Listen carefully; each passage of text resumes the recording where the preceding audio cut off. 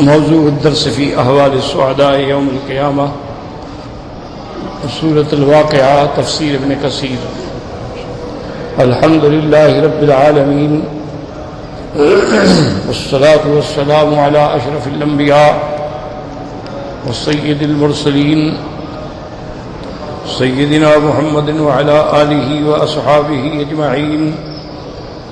اللهم صل على سيدنا محمد وعلى آل سيدنا محمد كما صليت على إبراهيم وعلى آل إبراهيم في العالمين إنك حميد مجيد. أعوذ بالله من الشيطان الرجيم. بسم الله الرحمن الرحيم. وأصحاب اليمين ما أصحاب اليمين في سدر مخضود وطلح منضود وظل ممدود وماء مسكوب وفاكهة كثيرة لا مقطوعة ولا ممنوعة وفرش مرفوعة إنا أنشأناهن إنشاءً فجعلناهن أبكارا عربا أترابا لأصحاب اليمين سلة من الأولين وسلة من الآخرين. قال المؤلف والمفسر رحمه الله تعالى أدام النفع بعلومه وعلومكم في الدارين آمين إلى أن قال لما ذكر تعالى مآل السابقين وهم المقربون عطف عليهم بذكر أصحاب اليمين وهم الأبرار كما قال ميمون بن مهران أصحاب اليمين منزلتهم دون المقربين. فقال اب اللہ تبارک و تعالی نے مفسر رحمۃ اللہ علیہ فرماتے ہیں کہ پہلے سابقین کے انجام کے بارے میں ارشاد فرمایا. سابقین جو ہیں وہی مقربون ہیں. پھر اس پر اللہ تبارک و تعالی نے اصحاب الیمین کا ذکر فرمایا. اصحاب الیمین جو ہیں ان سے مراد ابرار ہیں. جیسے کہ میمون ابن مہران فرماتے ہیں اصحاب الیمین منزلتہم دون المقربین کہ اصحاب الیمین کا مرتبہ جو ہے وہ مقربین سے کم ہوگا. فقال واصحاب الیمین ما اصحاب الیمین ای شیء اصحاب الیمین وما حالہم وکیف مآلہم. اس سے مراد اللہ پاک نے فرمایا واصحاب الیمین ما اصحاب الیمین یعنی ای شیء وہ اصحاب الیمین کیا ہے, کیا ان کا مقام ہے, کیا ان کا حال ہے اور کیا ان کا انجام ہے. ثم فسر ذلك فقال تعالى في سدر مخضود. قال ابن عباس وإكرمة ومجاهد وابو الاحوص وقسامة بن زهير والسفر بن قيس والحسن وقتادة وعبد الله بن كثير والسدي وابو حضرة وغيرهم رحمهم الله عليهم اجمعين. والذي لا شوك فيه سدر مخضود کا معنی کہ ایسا بیری کا درخت جس میں کانٹا نہ ہو. وعن ابن عباس رضی اللہ عنہما هو الموقر بالثمر. حضرت ابن عباس کا ایک قول مبارک یہ بھی ہے کہ مخضود کا معنی جو ثمر یعنی پھل کے بوجھ سے لٹکی ہوئی ہو. وهو روایت عن اکرمۃ ومجاہد وقضا قال قتادہ ایضا كنا نحدث انه الموقر الذي لا شوك به یعنی جس پہ پھل تو ہو لیکن کانٹے نہ ہوں. والظاہر ان المراد هذا وهذا. اب مفسر فرماتے ہیں یہ دونوں باتیں ٹھیک ہیں, کانٹے بھی نہیں ہوں گے اور پھل بھی زیادہ ہوگا. فإن صدر الدنیا کثیر الشوک قلیل الثمر کیونکہ دنیا کے اندر جو بیری کا درخت ہے اس میں کانٹا زیادہ ہوتا ہے, پھل تھوڑا ہوتا ہے. وفي الآخرة العکس من هذا لا شوك فيه وفيه الثمر الكثير والذي قد أسقل أصله. لیکن آخرت میں دنیا کے برعکس ہوگا کہ اس میں کانٹے تو نہیں ہوں گے لیکن پھل زیادہ ہوگا اور پھل کے بوجھ کی وجہ سے وہ زمین کی طرف لٹکے ہوئے ہوں گے. اسکر یعنی اس کو بوجھ نے جھکایا ہوا ہوگا. كما قال الحافظ ابو بکر احمد بن سلمان النجار حدثنا عبد الله بن محمد هو البغوي حدثني حمزة بن العباس حدثنا عبد الله بن عثمان حدثنا عبد الله بن المبارك قال اخبرنا صفوان بن عمرو عن سليم بن عامر قال كان اصحاب رسول الله صلی اللہ علیہ وسلم یقولون ان اللہ لینفعنا بالاعراب ومسائلہم. اب حضرت سلیم ابن عامر فرماتے ہیں کہ حضور کے صحابہ رضوان اللہ علیہم اجمعین فرمایا کرتے تھے کہ دیہات سے آنے والے لوگ جو ہیں وہ ہمیں بڑا فائدہ پہنچاتے ہیں. وہ آ کر حضور صلی اللہ علیہ وسلم سے مسائل پوچھتے ہیں تو حضور جب ان کو مسائل بتلاتے ہیں تو ہمیں بھی فائدہ ہوتا ہے. قال اقبل اعرابی یوما فقال یا رسول اللہ. ایک دن ایک اعرابی آیا یعنی دیہات کے رہنے والا, اس نے حضور پاک صلی اللہ علیہ وسلم کی خدمت میں ذکر کیا کہ یا رسول اللہ ذکر اللہ فی الجنت شجرۃ تؤذی صاحبها. اللہ نے جنت میں ایک ایسے درخت کا ذکر کیا ہے جس درخت سے لوگوں کو تکلیف پہنچتی ہے, کانٹے دار ہوتا ہے. فقال رسول اللہ صلی اللہ علیہ وسلم وما ہی. حضور پاک نے فرمایا کہ بتلاؤ وہ کون سی درخت. قال الصدر فإن له شوكا مؤذيا. اس نے کہا اللہ نے قرآن میں صدر کا ذکر فرمایا ہے, حالانکہ صدر جو ہے وہ تو کانٹے دار درخت ہے, ایذا پہنچانے والا. فقال رسول اللہ صلی اللہ علیہ وسلم علیہ اللہ تعالی یقول فی صدر مخضود خضد اللہ شوکہ وجعل مکان کل شوکت ثمرا. حضور پاک نے فرمایا اعرابی تم نے پورا قرآن نہیں پڑھا, اللہ نے آگے فرما دیا ہے کہ فی صدر مخضود.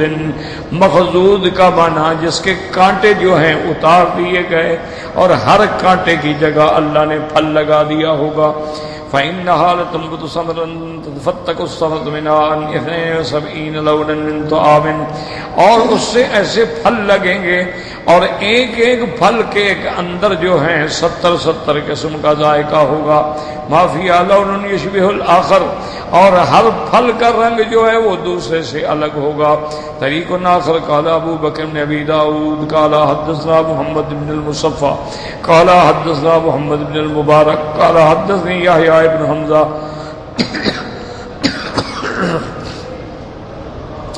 قال حدثني ثور بن يزيد قال حدثني حبيب بن عبيد بن عتبة عبد السلمي قال كنت جالسا مع رسول الله صلى الله عليه وسلم وجاء أعرابي فقال يا رسول الله صلى الله عليه وسلم أسمعك تذكر في الجنة شجرة لا أعلم شجرا أكثر شوكا منها. فرماتی ہیں کہ ہم حضور کی خدمت میں بیٹھے تھے, ایک اعرابی نے کہا کہ یا رسول اللہ صلی اللہ علیہ وسلم میں نے سنا ہے آپ جنت کے اندر ایک ایسے درخت کا ذکر فرما رہے ہیں جس کے بہت کانٹے ہیں اور تکلیف دینے والا ہوتا ہے. یعنی فقال رسول اللہ صلی اللہ علیہ وسلم ان اللہ یجعل مکان کل شوکۃ منها ثمرا مثل خصوۃ التیس الملبود فیہا 70 لونا من الطعام لا یشبہ لون الاخر. حضور پاک نے فرمایا اللہ اس کے ہر کانٹے کے بدلے میں پھل لگا دیں گے اور وہ پھل اتنا بڑا ہوگا جیسے دمبا بڑا ہوتا ہے, اور ہر پھل کا ذائقہ جو ہے وہ دوسرے سے نہیں ملتا ہوگا. وَطَلْحٍ مَنْضُودٍ الطَّلْحُ شَجْرٌ إِذَا مِنْ يَكُونُ بِأَرْضِ الْحِجَازِ مِنْ شَجْرِ الْأَزَاءِ وَاحِدَتُهُ طَلْحٌ وَهُوَ شَجْرٌ كَثِيرُ الشَّوْكِ وَأَنْشَدَ مِنْ جَرِيرٍ لِبَعْضِ الْحَدَائِقِ. اب فرماتے ہیں وَطَلْحٍ مَنْضُودٍ, یہ فرماتے ہیں کہ طلح جو ہے یہ بھی ایک ایسا درخت ہے جو سرزمین حجاز میں پایا جاتا ہے, یہ بھی جنگل کے درختوں میں سے ہے اور اس پر بھی بہت کانٹے ہوتے ہیں. وانشد ابن جریر لبعض الحدائق بشرها دليلها وقال غدا ترين الطلح والجبال. قال مجاهد منزود اي متراكم الصبر يذكر بذلك قريشا لانهم كانوا يعجبون من وجه وزلال من طلح وصدر منزود مصفود. حضرت مجاہد فرماتے ہیں منزود کا معنی یعنی جس کا پھل ایک دوسرے کے اوپر چڑھا ہوگا, چونکہ قریش جو تھے وج کے علاقے کا اور اس کا طلحہ کا سایہ اور بیری کے سائے کو زیادہ پسند کرتے تھے. وقال سدی منزود نے مسعود قال ابن عباس یشبه طلحہ الدنیا ولكن له ثمر احلى من الاصل. وہ درخت طلحہ جو ہے دنیا کے درخت کی شکل ہوگا لیکن اس کا پھل جو ہے ماشاءاللہ شہد سے بھی زیادہ میٹھا ہوگا. قال الجوہری والطلح لغة في الطلع. قلت وقد روى ابن ابي حاتم من حديث الحسن بن سعد عن شيخ الحمدان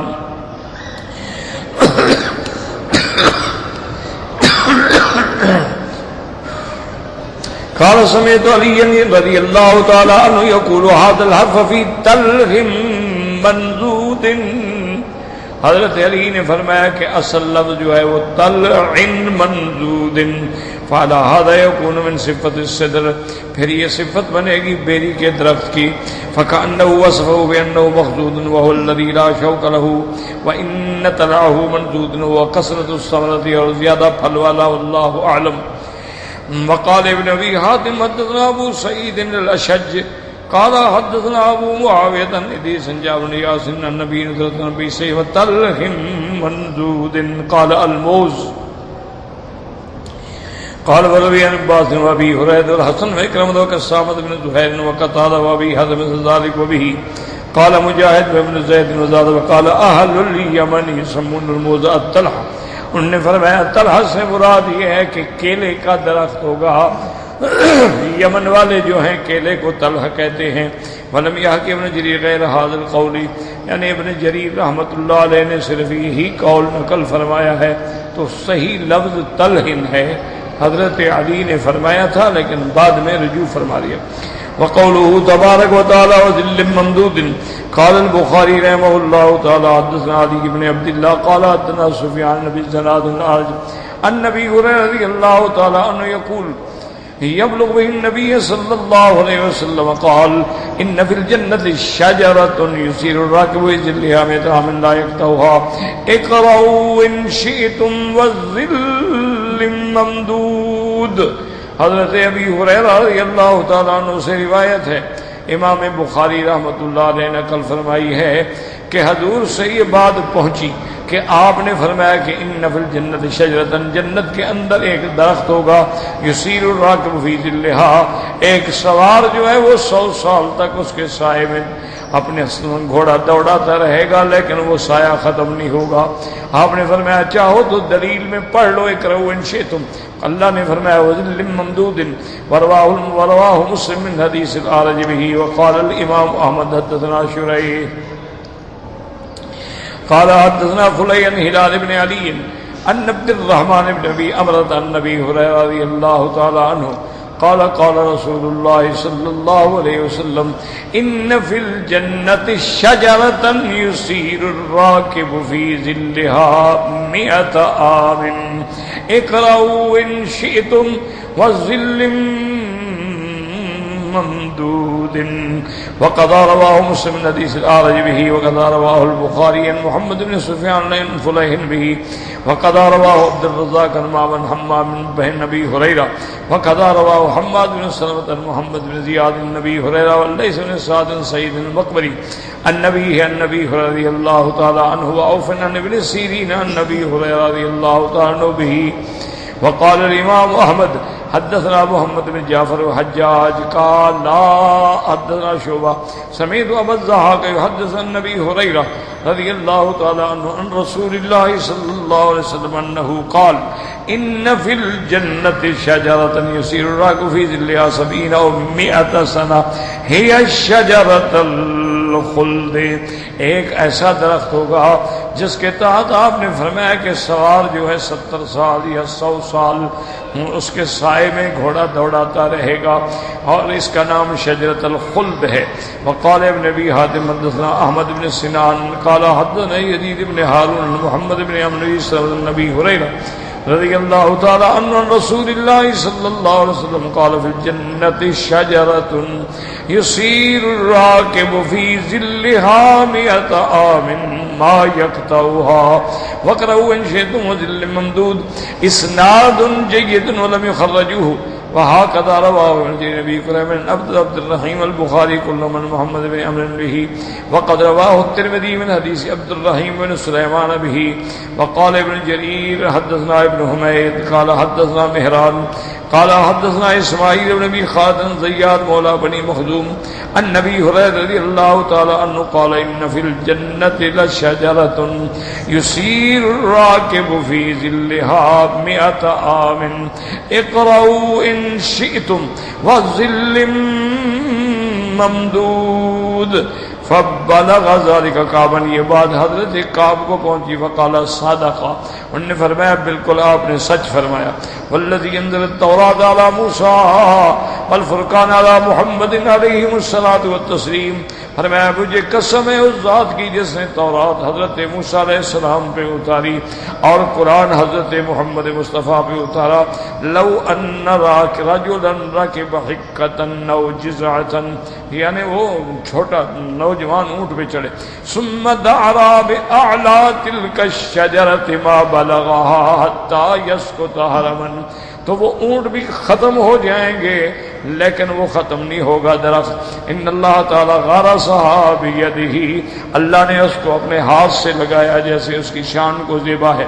ونفخ فیہا من روحہ وان افنانها من وراء سور الجنۃ وما فی الجنۃ نہر الا وهو یخرج من اصل تلک الشجرۃ، اور اس کی ٹہنیاں جو ہیں وہ جنت کے قلعے کی جو دیواریں ہیں اس پہ پھیلی ہوئی ہوں گی، اور کوئی جنت میں ایسی نہر نہیں جو اس درخت کے اصل بنیاد سے جاری نہ ہوتی ہو. وقال حافظ ابو یعلا الموصلی حدثنا محمد بن خالد الضریر قال حدثنا یزید بن زرع عن سعید بن ابی عروبہ عن قتادہ عن انس رضی اللہ تعالی عنہ النبی صلی اللہ علیہ وسلم فی قول اللہ تعالی وظل ممدود قال فی الجنة شجرة يسير الراكب في ظلها 100 عام لا يقطعها. وقد رواه البخاري عن روح بن عبد المؤمن عن يزيد بن زرع وقد رواه ابو داود الطيالسي عن عمران بن داود القطان عن قتادة به وكذا رواه معمر وابو هلال عن قتادة وقد اخرج البخاري ومسلم رحمه الله من حديث ابي سعيد بن سعد عن رسول الله صلى الله عليه وسلم قال ان في الجنة شجرة يسير الراكب الجواد المزمر السري، کہ اگر وہ اپنے گھوڑے پر، جس گھوڑے کو بنایا گیا ہے، گھوڑے کو وہ بند کمرے میں بند کر دیتے ہیں تاکہ پسینے سے اس کی چربی جو ہے وہ پگھل جائے تو بالکل خالص بنے، پھر وہ تیز دوڑتا ہے، اس کو کہتے ہیں مزمر. 100 سال تک دوڑتا رہے تو اس کے سائے کو نہیں ختم پہنچ سکے گا. فہذا حدیث ثابت عن رسول اللہ صلی اللہ تعالی علیہ وآلہ وسلم بل متواتر مقطوع بصیحتہ عند ائمۃ الحدیث النقاد لتعدد طرقہ وقوت اسانیدہ وثقت رجالہ. بلکہ یہ حدیث جو ہے تواتر کو پہنچ گئی، متواتر ہے، اور ائمۃ الحدیث جو ہیں وہ اس کی صحت پہ یقین رکھتے ہیں کیونکہ اس کے بہت طرق ہیں اور اس کی بہت زیادہ اسانید ہیں اور ثقہ رجال سے اسانید ہیں، تو مانا یہ حدیث بالکل صحیح ثابت ہے. وقد قال الامام ابو جعفر بن جریر حدثنا ابو قریب قال حدثنا ابو بکر قال حدثنا ابو حسین قال كنا على باب في موضع ومعنا ابو صالح شقیق یعنی الضبی فحدث ابو صالح قال حدثني ابو هريره رضي الله تعالى عنه قال ان في الجنه شجره يسير الراكب في ظلها 70 عاما. قال موسى تكذب ابو هريره قال تكذب ابو هريره قال ما اكذب ابو هريره لكني اكذبك انت فشق ذلك القضاء يومئذ قلت فقد ابطل من يكذب هذا النبي مسعوده وصيته رفيع رسول الله صلى الله عليه وسلم. فرماتے ہیں کہ جب میں نے بیان کیا تو ابو صالح کہنے لگا تو کذب ابو ہریرہ، کیا تم ابو ہریرہ کو جھوٹا سمجھتے ہو؟ اس نے کہا نہیں، ابو ہریرہ کو تو میں جھوٹا نہیں سمجھتا لیکن میں تجھے جھوٹا سمجھتا ہوں. فرماتے ہیں کہ یہ بات میرے اوپر جو ہے بڑی سخت گزری، اور اس کے بعد میں نے کہا کہ اب میں تلاش کر کے ایسے دلائل لاؤں گا اس حدیث کے کہ اس کی صحت ثابت ہو جائے. اور مقاد حدثنا ابو سعید الاشج قال حدثنا زیاد بن حسن الفرات القزاز عن نبی عن جدہ عن نبی حازم النبی هريرة رضی اللہ تعالی عنہ قال قال رسول اللہ صلی اللہ علیہ وسلم ما فی الجنة شجرة الا ساقها من ذهب، جنت میں جو درخت ہوں گے اس کا جو تنا ہے وہ سونے کے ہوں گے. ثم قال حسن غریب وقال نبی حاتم حدثنا حسن بن ربیع قال حدثنا ابو عامر الاقدی عن زباد بن الصالح عن سلم بن وهرام بن عباس قال الظل الممدود شجرة في الجنة، جنت میں درخت ہوگا علی ساق ظلها قدر ما يسر في كل نواحيها 100 عام، ہر طرف 100 سال تک سوار پھرتا رہے تو سایہ ختم نہیں ہوگا. قال رجال الجنة رجال الغرف وغيرهم يدخلون في ظلها، جنت والے لوگ جو ہیں وہ اپنے محلات سے، وہ اپنے چوباروں سے اتر کے اس کے سائے میں بیٹھیں گے اور خوشوں کے باتیں کریں گے. فَيَشْتَهِيَ بَعْضُهُمْ وَيَذْكُرُ الدُّنْيَا وَزَارِيًا الْجَنَّةِ فَتَحَرَّكَتْ تِلْكَ الشَّجَرَةُ بِكُلِّ لَهْوٍ فِي الدُّنْيَا، اب ان کو خیال آئے گا کہ بھئی دنیا میں دنیا دار ایسی چیزیں ایسے معاملے کرتے تھے، تو اللہ حکم دیں گے تو وہ درخت کے جب پتے ہلیں گے تو ہر پتے سے ایک عجیب یعنی ایسی آواز پیدا ہوگی کہ ایسی آواز پہلے کسی نے نہ سنی ہو. لیکن یہ اصل غریب و اسنادہ جید قوی حسن. وقال ابن ابی حاتم حدثنا ابو سعید الاشج قال حدثنا ابن یمان قال حدثنا سفیان ابو سفیان قال حدثنا ابو اسحاق الميمون في قول تعالى ذل ممدود قال 70,000 سنہ، 70,000 سال میں ختم نہ ہو. وقضى رواه جرير ابن مهدي عن سفيان مثله. ثم قال ابن جرير حدثنا ابن حميد قال حدثنا مهران سفيان بن اسحاق الميمون وذل ممدود قال 500,000 سنہ، پھر بھی سایہ ختم نہیں ہوگا. وقال ابن یاد مدنا بھی قال حدثنا ابو الولید الطیالسی قال حدثنا حسین نافع فی قول اللہ تعالی وظل ممدود قال في الجنة شجرة يسير الراكب في ظلها ويصلها الطواب. وقال أوفر بلغني النصر قال إن في الجنة لشجرة يسير الراكب في ظلها ما دام لا يكتوها، رواه ابن جرير. وقال الشبيب بن كلمات في الجنة شجر لا يهمل ليستظل به، رواه ابن زياد وقال ظاهر في قوله وظل ممدود لا ينقطع قال ليس فيها شمس ولا حر مثل قبل طلوع الفجر، نہ تو وہاں سورج ہوگا نہ وہاں کوئی گرمی کے اثرات ہوں گے، بلکہ صبح صادق کے وقت جیسے ٹھنڈا موسم ہوتا ہے ایسے موسم ہوگا. قال ابن مسعود الجنة سج سج کما بین طلوع الفجر الى طلوع الشمس، کہ جنت کا موسم ایسے ہوگا جیسے صبح صادق کے وقت سے لے کر سورج نکلنے تک ٹھنڈا ہوتا ہے. وقد تقدمت الآیات قوله تعالی وندخلهم ظلا ظلیلا، اور کسی جگہ فرمایا اکلها دائم وظلها، وقوله تعالی وفی ظل ممدود، وقول تعالی فی ظلال وعیون الى غیر ذلك من الآیات. وقال مسکوب قصر یجری فی غیر اخدود. وقد تقدم الكلام عند تفسیر قول تعالی فیها انہار من ماء غیر آسن بما اغنى عن عیادته ها هنا وماء مسکوب. حضرت سوری فرماتی ہیں یعنی ایسا پانی جو ایسی نہر میں چلتا ہوگا جس کے کنارے نہیں ہوں گے، سڑک زمین کے اوپر نہر چل رہی ہوگی. وقد تقدم الکلام عند تفسیر قولی تعالی. اب مفسر رحمۃ اللہ علیہ فرماتے ہیں اس نہر کے بارے میں تمام تفاصیل کا ذکر جو ہے میں نے اس آیت میں دلائل ذکر کر دی ہیں. فیہا انہار من ماء غیر آسن. اب اسی مقام پہ دیکھنا ہو تو اسی جگہ کو دیکھ لو، اب دوبارہ اس کو دہرانے کی ضرورت نہیں ہے. اب اللہ تبارک و تعالیٰ فرماتے ہیں وفاکہۃ لا مقطوعۃ کثیرۃ لا مقطوعۃ ولا ممنوعۃ وعندهم من الفواکہ الکثیرۃ المتنوعۃ فی الالوان ما لا عین رأت ولا اذن سمعت ولا خطر علی قلب بشر. ایسے ایسے میوے ہوں گے جو عقل نے دیکھے سمجھے ہی نہیں. کما قال تعالی کلما رزقوا منها من ثمرۃ رزقا قالوا هذا الذي رزقنا من قبل وأتوا به متشابها أي يشبه الشكل والشكل ولكن الطعم غير الطعم. جب اللہ پاک ان کو پھل دیں گے پھر دوسرا پھل آئے گا، وہ کہیں گے یہ تو ہم کھا چکے ہیں، تو لیکن ان کو پتہ نہیں ہوگا کہ اس کی شکل تو ملتی ہے لیکن ذائقہ الگ الگ ہے. جب وہ کھائیں گے تو کہیں گے نہیں بھائی یہ تو کوئی اور چیز ہے. تو شکل میں تشابہ ہوگا لیکن ذائقہ الگ ہوگا.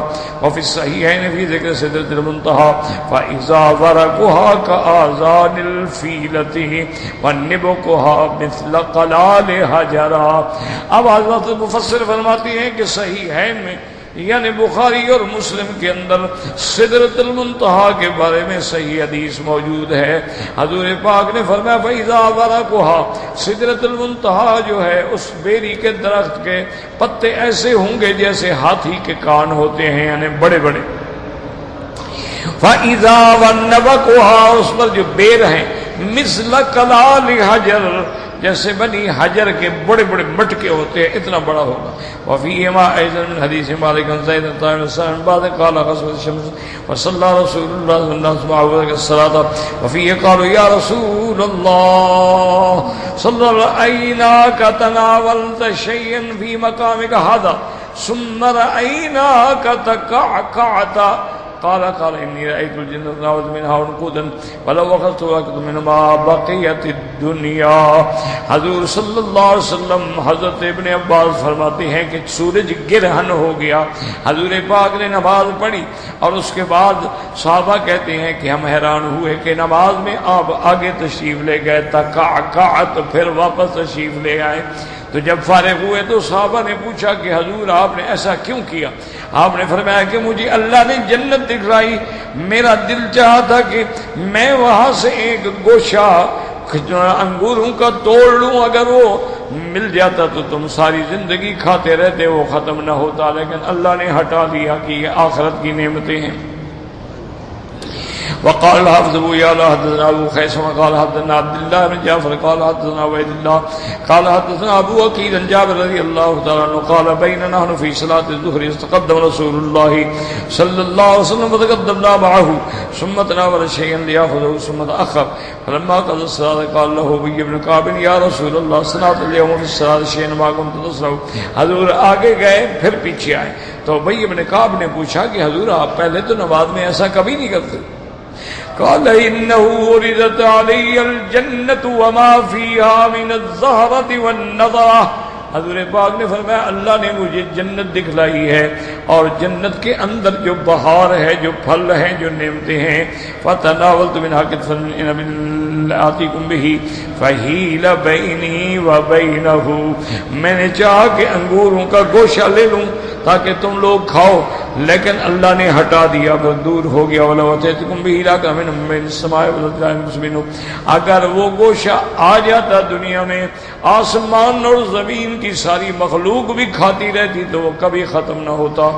رواه مسلم بن حديث ابي الزبير جابر نحوه وقال الامام احمد حدثنا علي بن حجر قال حدثنا هشام بن قال اخبرنا ما بن ابي يحيى ابن ابي كثير عامر بن زيد البكالي انه سمع عتبة بن عبد السلمي يقول جاء اعرابي الى رسول الله صلی اللہ علیہ وسلم، دیہات کا رہنے والا بندہ حضور کے پاس آیا. وسالہ عن الحوض، اس نے پوچھا یا رسول اللہ آپ کو جو حوض ملے گا وہ کیا چیز ہے؟ وذکر الجنہ، اور ذکر الجنہ. ثم قال الاعرابی فیہا فاکہۃ، پھل بھی ہوں گے؟ قال نعم وفیہا شجرۃ تدعی طوبیٰ، درخت ہوگا جس کا نام طوبہ ہوگا. فقال ذکر شیئا لا ادری ما هو قال ای الشجرۃ ارضنا تشبہ قال لست بشیء من شجر ارضک. اس نے کہا حضور ہمیں یہ بتائیں وہ درخت طوبہ جو ہے دنیا کے کس درخت کے موافق ہوگا؟ آپ نے فرمایا دنیا کے کسی درخت کے مطابق نہیں ہوگا. فقال النبی صلی اللہ علیہ وسلم الشام قال لا اتیت الشام قال لا قال تشبه شجرة بالشام تدعى الجوزة تنبت على ساق واحد وينفرش اعلاها. آپ نے فرمایا تم کبھی شام گئے ہو؟ اس نے کہا جی میں نہیں گیا. آپ نے فرمایا کہ وہاں شام میں ایک درخت ہوتا ہے جس کو جوزہ کہتے ہیں، ایک ٹانگ ایسے یعنی ایک اپنے اس کے تنے پہ کھڑا ہوتا ہے لیکن اوپر جا کے ایسے ہو جاتا ہے کہ جیسے فرش. قال بعض العنقود قال رسید الشعر الغراب الابقى لا يفتر، اور وہاں کے جو انگور ہوں گے وہ بھی اتنے بڑے ہوں گے کہ اگر غراب الابقى یعنی کالا کوا جو ہے وہ اگر 1 مہینے تک اڑتا رہے تو ختم نہ ہو سکے۔ قال قال لو بارت جذعه من ابل اهلك ما تدوي اسريات كثيرا تركوتا حربا، آپ نے فرمایا یہ تمہارا جو چھوٹا سا اونٹ ہے اگر یہ اس کے تنے کے گرد پھرتا رہے مر جائے گا لیکن ختم نہیں ہوگا۔ قال فيها ان من قال نام قال ما ازم الحبه قال هل ذبابك تيسر من غلبه كالتعظيم، آپ اس نے کہا جی انگور کتنا بڑا ہوگا؟ آپ نے فرمایا تم نے کبھی دمبا ذبح کیا ہے؟ اس نے کہا قال صلغيها وهو دامك فقد تقديرنا منه دلوا، اور اس کے جو ڈول بنایا گیا تو اتنا بڑا ہوگا۔ قال رابي فإن تلقين دشبين بأهل بيتي قال نعم وعامت عشيرتك، وہ عربی کہنے لگا کہ ماشاءاللہ پھر تو جنت میں بڑے پھل ہیں، اس کا مطلب ہے ہمارا اور میرے گھر والوں کا پیٹ بھر جائے گا۔ آپ نے فرمایا نہیں سب کا بھر جائے گا۔ وقوله تبارك وتعالى لا مقطوعة ولا ممنوعة، اب جناب سمجھیں الحمدللہ مفسر رحمت اللہ علیہ نے تفسیر میں بہت طویل ترین یعنی روایات ذکر کی ہیں تاکہ جتنی احادیث کی اسناد زیادہ ہوتی ہیں نا اتنی قوت زیادہ ہوتی ہے۔ اب مسئلہ یہ سمجھیں کہ ایمان والے جو ہیں الحمدللہ الحمدللہ الحمدللہ ان کے لیے تو کوئی مسئلہ مشکل ہے نہیں، اللہ نے قرآن میں فرما دیا، حضور نے فرما دیا آمنا، بس ہمارا ایمان۔ جب اللہ نے ایک چیز کا ذکر قرآن میں کر دیا، حضور صلی اللہ علیہ وسلم نے اپنی زبان مبارک سے تفصیل سمجھا دی تو بات ختم ہو گئی، کیونکہ ایمان والوں کے لیے تو سب سے بڑی دلیل قرآن ہے یا حدیث محمد مصطفیٰ۔ اب مشکلات وہاں ہوتی ہیں جہاں سامنے خصم ہوتا ہے، مخالف ہوتا ہے، جس کا نہ اللہ پر ایمان ہے، نہ قرآن پر ایمان ہے، نہ نبی پاک پر ایمان ہے، نہ آپ کے فرمان پر ایمان ہے، وہ بیچارہ عقل کا غلام ہے، وہ اپنا ہر فیصلہ جو ہے وہ سمجھتا ہے کہ بس میری عقل میں آ گیا ہے ٹھیک ہے، نہیں آیا تو غلط ہے۔ یہی وہ وجہ ہے، آپ نے دیکھا ہوگا کہ آج کل انٹرنیٹ پہ، آج کل مختلف قناتوں پہ، مختلف چینلز پہ جو بحثیں ہوتی ہیں نا، یقین فرمائیں اعتراض مقصد نہیں ہے، وہ انتہائی بے فائدہ اور ہر لحاظ سے غیر مفید بات، جن کا کوئی فائدہ نہیں۔ انہوں نے اپنے چینل چلانے ہوتے ہیں، چینل چلے گا تو اشتہار لگیں گے، نہ اشتہار لگیں گے تو پیسہ ملے گا، اس لیے وہ ہر روز ایک نئی بحث شروع کر دیتے ہیں، اور مختلف کبھی علماء کو بلا لیا، کبھی سیاستدانوں کو بلا لیا، کبھی انجینئرز کو بلا لیا، کبھی ڈاکٹرز کو بلا لیا، کبھی وکلاء کو، بحث جو کرنی ہے۔ تو عقل عیار ہے، 100 بھیس بنا دیتی ہے، جتنا بحث کریں بڑھتا ہے وہ اتنا بڑھتا جائے۔ یعنی آپ حیران ہوں گے کہ بھئی اب دنیا میں ایسی ایسی بحثیں ہیں اور ایسی ایسی نئی تحریکیں ہیں کہ جی تمام ادیان جو ہیں ان کو اکٹھا کر دو، کیا جھگڑا ہے، اسلام تو ملانے کے لیے آیا ہے، اسلام تو جدا کرنے کے لیے نہیں آیا ہے۔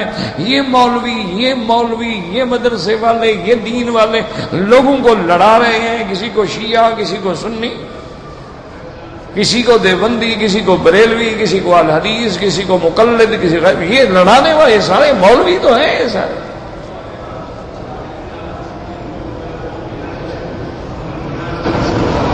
حالانکہ ان کو ٹھنڈے دل سے سوچنا چاہیے کہ شیعہ اور سنی جھگڑا جو ہے یہ آج سے ہے. ٹھنڈے دل سے کبھی آپ ان کو فون کر کے بات کریں کہ بھئی مولوی چلو ہمارا مولوی لڑا رہا ہے، لیکن یہ اہل شیعہ اور اہل سنت کا جو اختلاف ہے، یعنی یہ شیعہ فرقہ جو ہے یہ کب پیدا ہوا؟ یہ تو سیدنا عثمان رضی اللہ تعالی عنہ کے زمانے میں چونکہ اسلام بڑی تیزی کے ساتھ پوری دنیا پہ پھیل گیا، کہاں مدینہ منورہ اور کہاں اسپانیہ، کہاں مدینہ منورہ اور کہاں تاجکستان اور ازبکستان اور سمرقند و بخارا، کہاں جناب مدینہ منورہ اور آپ کا ہند اور آپ کے جو ہیں گجرات اور آپ کا بہروچ اور آپ کے یہ سارے علاقے، کہاں عرب اور کہاں ملتان اور کہاں سکھر اور کہاں سندھ کہ محمد ابن قاسم نے جا کے فتوحات کی اور راجہ داہر کو شکست دی. یہ کس دور کی باتیں ہیں؟ اس وقت بھی ہمارے مولوی لڑا رہے تھے. ٹھنڈے دل سے سوچو، یہ تو ایک عالمی صہیونی یہودی سازش تھی، اور اللہ کی اسی میں حکمت ہے. یہ ان کو جب یہ احساس ہو گیا کہ اسلام اب غالب آ گیا، اب ہم اسلام کا مقابلہ نہیں کر سکتے، اب ایک حل ہے کہ ہم مسلمان بن جائیں، ان کے اندر داخل ہو جائیں اور پھر ان کی کمزوریاں معلوم کریں اور پھر ان کے اندر ایسے حالات بڑھیں کہ فرقے ہو جائیں اور پھر یہ آپس میں لڑ پڑیں اور ہم دور بیٹھ کے تماشا دیکھتے رہیں. یہ تو ایک صہیونی یہودی سازش تھی، اور اس کا بانی عبداللہ ابن سبا تھا. اس کے بعد پھر حسن الصباح تھا. اس کے بعد وہ باطنی فرقے کے امام تھے جن لوگوں نے دنیا میں جنت بھی بنائی تھی، حوریں بھی بنائی تھیں، اور بڑا خاص قسم کا ایک مشروب وہ منشی بناتے تھے اور فدائیین کو وہ ٹریننگ دیتے تھے اور وہ جنت کی حوریں بھی ان کو دیتے تھے اور وہ منشیات بھی پلاتے تھے. وہ اب اتنے عادی ہو جاتے تھے کہ اس کے بغیر وہ رہ نہیں سکتے. تو پھر ان کو ہدایات جاری کی جاتی تھی کہ تم جا کے فلاں بندے کو شہید کر دو، بس اس کے فوراً بعد جب تم مرو گے تو جنت میں آ جاؤ گے، پھر مزے کرو. یہ باطنی تحریک تھی میرا بھائی، یہ آج کے مولوی کی تحریک نہیں ہے. اس دور میں تو ہم لوگ پیدا ہی نہیں ہوئے. اور جب انہوں نے حضرت عثمان کو شہید کرا دیا، سیدہ عائشہ اور سیدنا علی رضی اللہ عنہم اجمعین کو لڑا دیا، سیدنا علی اور سیدنا معاویہ رضوان اللہ علیہم اجمعین کو لڑا دیا، ہزاروں صحابہ شہید ہو گئے. تو اس وقت بھی ہم مولوی تھے، ہم نے لڑایا تھا. کوئی ٹھنڈے دل سے سوچو. اور آج بھی پوری دنیا میں جہاں بھی اسلام کے خلاف سازش ہے، فتنہ ہے، سب کے پیچھے یہودیت کا ہاتھ ہے. اور ایک بات یہ بھی یاد رکھ لو کہ حضور نے فرمایا تھا کہ میری امت 73 فرقہ بنے گی، 72 جہنمی ہوں گے، ایک جنتی ہوگا. یہ تو حدیث ہے نا.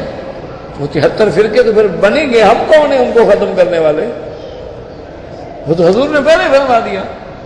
تم جو بحثیں کر رہے ہو اور تقریریں کر رہے ہو اور یہ کر لو، تمام ادیان کو ملا دو، ایک ہی مسجد میں مسلمان جمعہ پڑھیں اور نصرانی اپنی عبادت کریں، یہودی اپنی عبادت کریں، ہندو اپنی عبادت کریں، اور جی سب خدا کو مانتے ہیں. یہ عالمی سازش ہے. یہ وحدت ادیان جو ہے یہ سازش ہے. اگر یہ بات سچی ہے تو آؤ ہم کھلا چیلنج کرتے ہیں. ہمارا تو حضرت عیسیٰ پر بھی ایمان ہے, حضرت موسیٰ پر بھی ایمان ہے, تم ہمارے نبی پر ایمان لے آؤ, ختم جھگڑا. ہم تو مانتے ہیں نا, جو نہیں مانتا وہ جھگڑا کر رہا ہے نا. جھگڑا ہمیشہ وہ کرتا ہے جو نہ مانتا ہو. ہمارے نزدیک تو جیسے حضور پاک کی شان ہے, آپ کی شان میں کوئی گستاخی کرے وہ کافر ہے, حضرت عیسیٰ علیہ السلام کی شان میں گستاخی کرے وہ کافر ہے, حضرت موسیٰ علیہ السلام کی شان میں گستاخی کرے وہ کافر ہے. ہم تو مانتے ہیں, مانتے تو تم نہیں ہو. ہم تو مانتے ہیں کہ تورات اللہ کی کتاب ہے, ہم تو مانتے ہیں انجیل اللہ کی کتاب ہے, ہم تو مانتے ہیں زبور اللہ کی کتاب ہے. تم نہیں مانتے ہو کہ قرآن اللہ کی کتاب. مان لو, سب کٹھے ہو جائیں گے, جھگڑا ختم ہو جائے گا. تو یاد رکھو یہ محض ایسی باتیں. اچھا, جیسے یہودی یہ زور لگا رہے تھے, مسلمان علماء جو تھے ان کو بھی فکر ہو گیا کہ اگر ایسے جھگڑے رہ گئے تو حدیث ختم ہو جائے گی. اگر ایسے جھگڑے ہو گئے تو قرآن ختم ہو جائے گا. تو ان لوگوں نے قرآن پہ محنت کی, قرآن کو جمع کیا, 7 قراتوں میں سے ایک قرات حفظ پہ اس کو اکٹھا کیا اور اسی ایک نسخے کو پورے عالم میں پہنچایا. اور محدثین نے محنت کر کے تدوین حدیث فرمائی اور ایک ایک راوی کے حالات پہ کام کیا. وہ لوگ اصحاب الحدیث کہلائے. اور اسی طرح ائمہ جو اہل فقہ تھے انہوں نے مسائل مستنبط کر کے اللہ کے دین کو محفوظ کیا کہ بھی یہ عالمی سازشوں کا شکار ہو کر کہیں ایسا وقت نہ آ جائے نہ دنیا میں حدیث رہے اور نہ دنیا میں فقہ رہے. ان لوگوں نے فقہ کا کام کیا. اب امام ابو حنیفہ رحمۃ اللہ علیہ کب پیدا ہوئے ہیں؟ آپ کے انڈو پاک میں پیدا ہوئے تھے. وہ تو 50 ہجری میں پیدا ہوئے ہیں. انہوں نے تو صحابہ کی قیادت کی ہے. وہ تو تابعین میں ہیں, خیر القرون میں ہیں. اور امام ابو حنیفہ رحمۃ اللہ علیہ کے شاگرد محمد بن حسن الشیبانی ہیں جن کے شاگرد امام شافعی ہیں. امام احمد بن حنبل امام شافعی رحمۃ اللہ علیہ کے شاگرد ہیں. ان 4 ائمہ نے پورے دین کو ضبط کر کے محفوظ کر دیا. الفقہ علی المذاہب الاربعہ. اور یاد رکھو اس میں کسی اصول کا اختلاف نہیں ہے, اصول سب کا ایک ہے. یہ جو کہتے ہیں اختلاف اختلاف اختلاف, کو سمجھو, عقل کرو. اختلاف وہ ہوتا ہے کہ میں کعبے کی طرف نماز پڑھتا ہوں اور تم گرو نانک کی طرف پڑھتے ہو. اختلاف وہ ہوتا ہے میں کعبے کی طرف نماز پڑھتا ہوں اور تم مسجد اقصیٰ کی طرف پڑھتے ہو. اختلاف یہ ہوتا ہے میں قرآن کو مانتا ہوں تم منکر ہو. یہ فرقے ہیں. یہ ائمہ اربعہ جو ہیں وہ تو قرآن و حدیث کے غلام ہیں. انہوں نے تو قرآن اور حدیث سے مسائل کو سمجھا ہے. مثال کے طور پہ ایک حدیث مبارک ہے کہ راکب رسول اللہ صلی اللہ علیہ وسلم کہ حضور صلی اللہ علیہ وسلم نے مکہ مکرمہ میں گدھا پہ سواری فرمائی. گدھا پہ سوار ہونا بھی سنت ہے. آج کل تو تمہارے متکبرین جو ہیں مجال ہے وہ گدھا پہ سوار ہوں. اسی لیے انہوں نے توہین بنا رکھی ہے کہ جس کو سزا دینی ہو گدھا پہ بٹھاؤ. ورنہ گدھا پہ تو حضور پاک سوار ہوئے ہیں, صحابہ سوار ہوئے ہیں.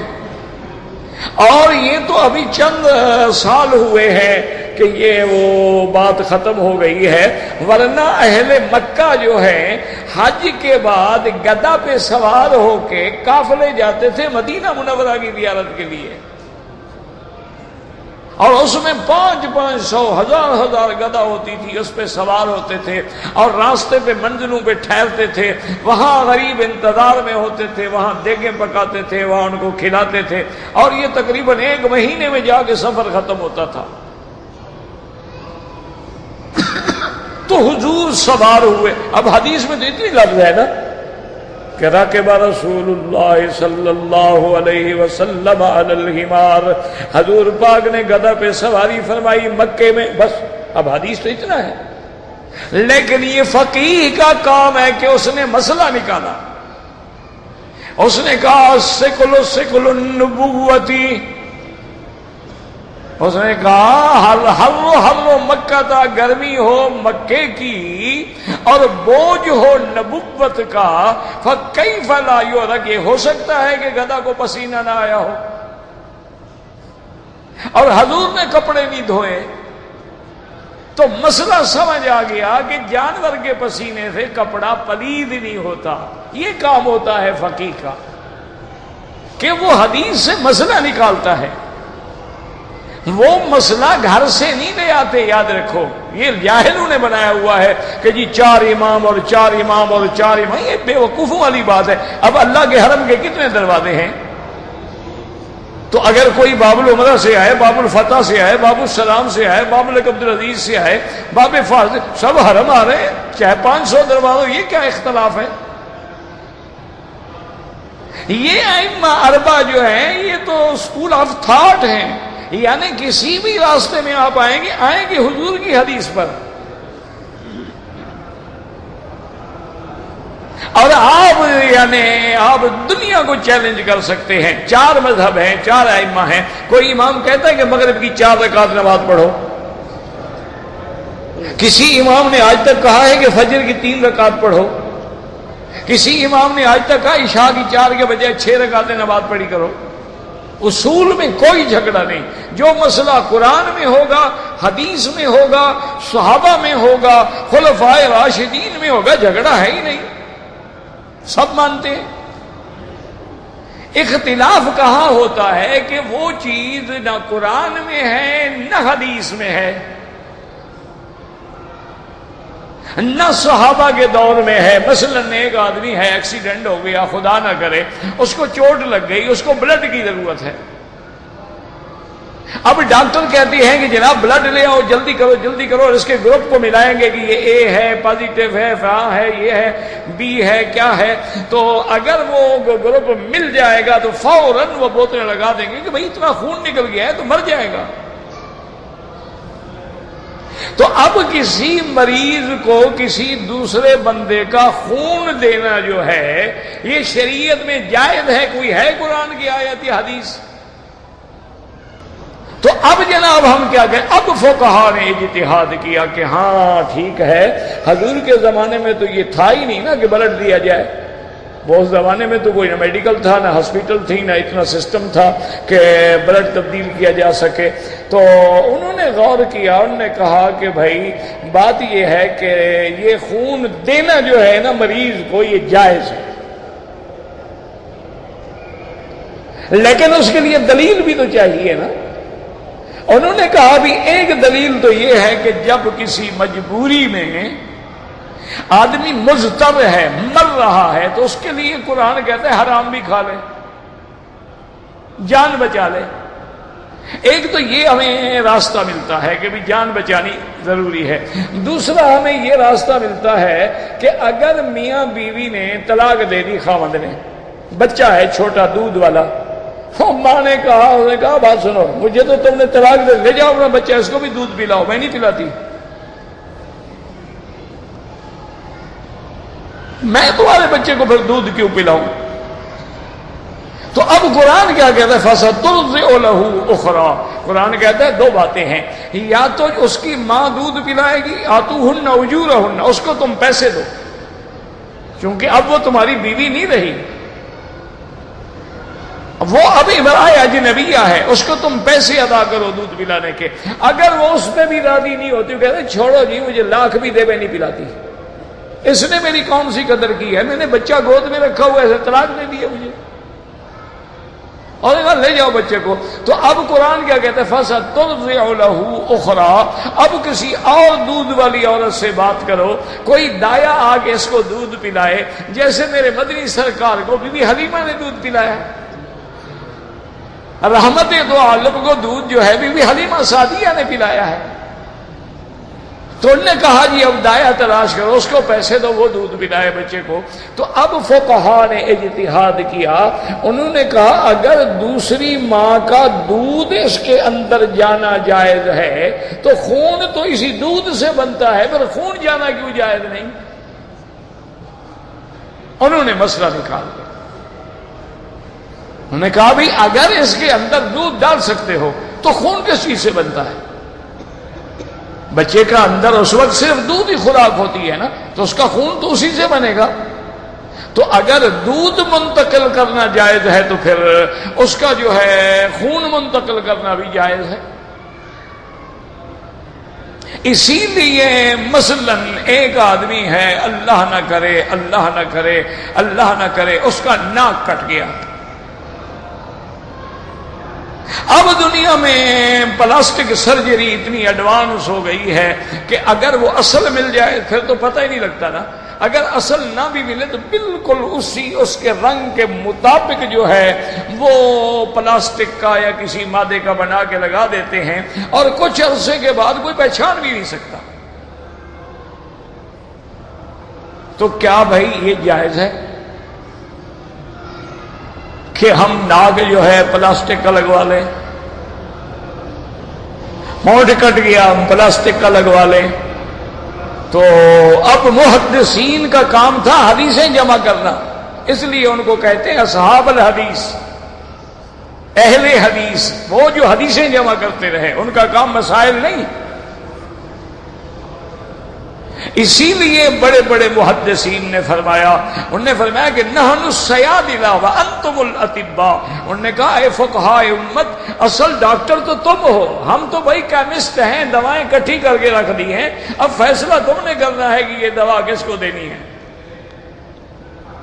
تو اب جناب یہ ہے کہ انہوں نے فقہا سے پوچھا تو فقہا نے کہا کہ ایک حدیث میں آتا ہے ایک صحابی کا جنگ میں ناک کٹ گیا تھا، اس نے بیچارے نے چاندی کا پترا بنوا کے وہ لگا لیا تھا کہ کچھ تو عیب چھپا رہے نا، ورنہ سوراخ بڑا عجیب سا لگتا ہے نا۔ تو کچھ دنوں کے پاس حضور کی خدمت میں آیا اور اس نے کہا کہ یا رسول اللہ صلی اللہ علیہ وسلم میرا ناک کٹ گیا، میں نے یہ چاندی کا پترا لگا لیا ہے لیکن چاندی میں بدبو ہو گئی ہے۔ تو اب مجھے کسی نے کہا ہے کہ اگر سونے کا لگوا لو تو سونے کی یہ خاصیت ہے کہ سونے میں بدبو پیدا نہیں ہوتی۔ تو حضور نے فرمایا لگا لو۔ تو اب فقہا نے مسئلہ نکال لیا، ابھی سونا تو مرد کے لیے حرام ہے لیکن حضور نے اجازت دے دی ہے، تو اگر حرام چیز بھی اس کے لیے لگائی جا سکتی ہے تو پلاسٹک تو حرام بھی نہیں ہے، یہ کیوں نہیں لگایا جا سکتا؟ یہ کام ہوتا ہے فقہا کا۔ اور الحمدللہ آج بھی رابطۃ العالم الاسلامی میں مجمع الفقہ الاسلامی کے نام سے اتنا بڑا کام ہو رہا ہے، کویت میں کام ہو رہا ہے، انڈیا میں بھی فقہ اکیڈمی کے نام سے کام ہو رہا ہے، جس میں الحمدللہ دنیا کے علماء، دنیا کے فضلاء، بڑے بڑے جید قسم کے علماء بیٹھ کے ہر وہ مسئلہ جو اس وقت امت کو پیش آ رہا ہے حل کر رہے ہیں قرآن اور حدیث کی روشنی میں۔ تو یہ جھگڑے نہیں ہیں خدا کے بندے۔ اور اگر 1400-1200 سال میں شیعہ سنی ختم نہیں ہو سکے، تم کیسے ختم کر لو گے؟ 1200 سال میں خوارج کا فتنہ ختم نہیں ہو سکا، تم کیسے کر لو گے؟ نواسب کا فتنہ ختم نہیں ہو سکا، تم کیسے کر لو گے؟ 250-300 سال سے قادیانیت کا فتنہ تمہارے گلے میں پڑا ہوا ہے، تم وہ ختم نہیں کر سکے ہو، اور کیسے کر سکو گے؟ تو اب تو زمانے میں جینے کا ایک حل ہے جو حضرت تھانوی نے بتلایا تھا کہ اپنے بات کو چھوڑو نہ اور دوسرے کو چھیڑو نہ، بس۔ انہوں نے فرمایا جو حق ہے اس میں جمے رہو، دوسروں کی بحث میں نہ پڑو۔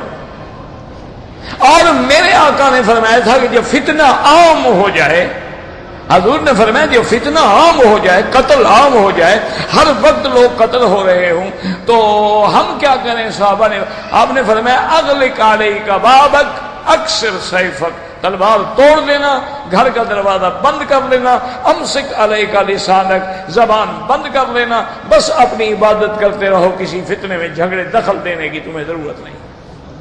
تو اللہ پاک آپ کو بھی ہمیں بھی ہر فتنے سے محفوظ رکھے اور تمام عالم اسلام کو فتنوں سے محفوظ رکھے، حرمین الشریفین کو قیامت تک محفوظ رکھے، اور اللہ پاکستان پہ بھی رحم فرما دے۔ انتہائی ناگفتہ بے حالات ہیں، بس دعا کریں اللہ رحم کا معاملہ فرمائے۔ بس ہم تو دعا ہی کر سکتے ہیں، اور ہمارے پلے میں ہے کیا؟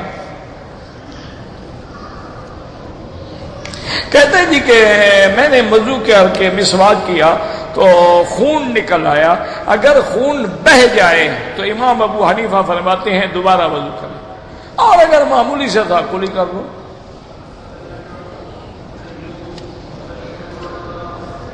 ساس سے شادی کر سکتے، ہاں باقی کام یہی رہ گیا تھا، یہ بھی کر لو۔ اس کا مطلب ہے یعنی ماں سے بھی شادی کر سکتے۔